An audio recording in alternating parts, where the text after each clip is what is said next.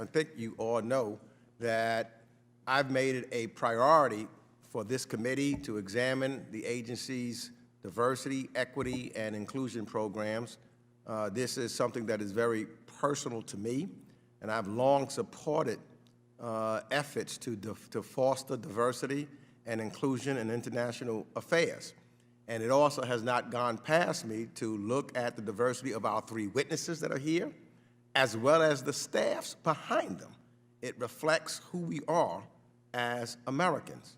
Now, I understand also that the Peace Corps has instituted this robust program that you've talked about in your opening statement, the Intercultural Competence, Diversity, Equity, and Inclusion, and that you've been leading these efforts, and you probably, from my examination, are ahead of a lot of other agencies.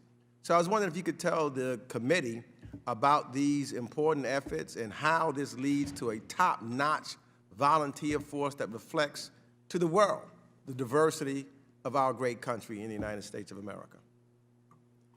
Thank you for that question. As I mentioned in our testimony, intercultural competence, diversity, equity, and inclusion is really at the core of who we are as an agency.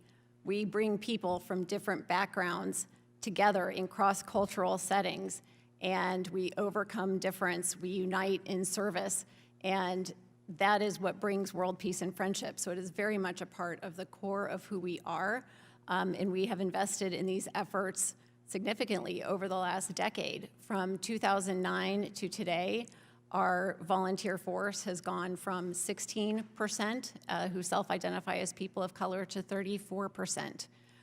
We still have work to do to, bring our systems and support structures and everything else in line.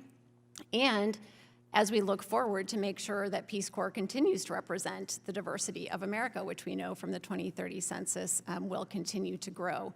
So we are expanding our outreach to minority-serving institutions and removing significant financial barriers to service with things like increasing the reimbursements for the cost of medical clearance, which we increased by 3 times, and looking at how we can eliminate other financial barriers.